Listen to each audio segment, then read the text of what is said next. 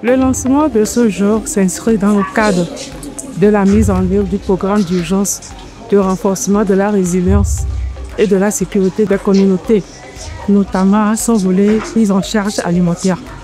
Il s'agit concrètement de donner le ton à une vaste opération d'assistance en vivre et non vivre aux déplacés internes et aux retournés dans la région de Savanes.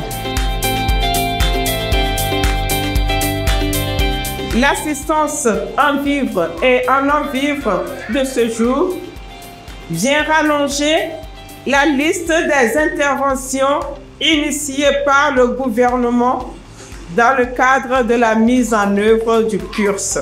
Mesdames et messieurs, le chef de l'État demeure toujours sensible aux besoins cruciaux des femmes, des enfants et des hommes confrontés, malgré eux, à cette situation difficile de débordement de la crise du Sahel. Il m'a chargé de vous porter son message de soutien et de compassion et de sa disponibilité permanente à vos côtés.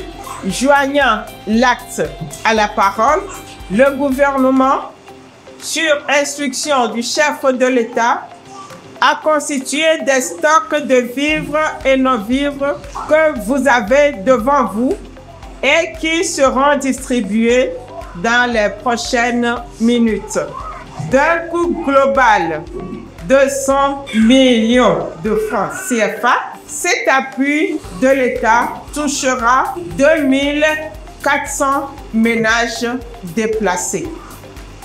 Il s'agit d'une première phase de distribution prenant en compte les déplacés internes et les retournés, phase qui sera suivie d'autres étapes au cours desquelles les opérations porteront sur les réfugiés, les demandeurs d'asile et les familles d'accueil.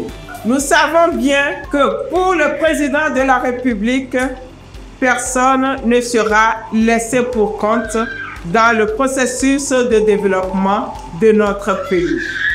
À nos valeureuses forces de défense et de sécurité, je voudrais exprimer la reconnaissance du gouvernement et de la nation pour l'engagement et le sacrifice à protéger nos populations et à défendre la terre de nos aïeux.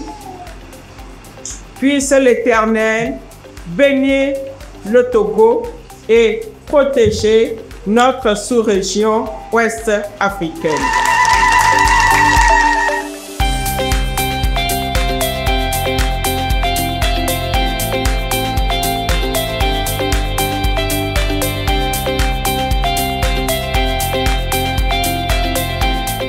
Depuis le début du débordement de la crise au Sahel, le chef de l'État ne cesse de penser à nos conditions de vie, surtout en sécurité, en vivre et en non-vivre, et la prise en charge en matière de la santé.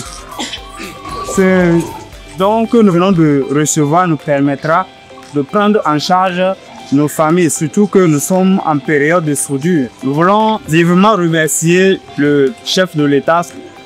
Que Dieu vous bénisse.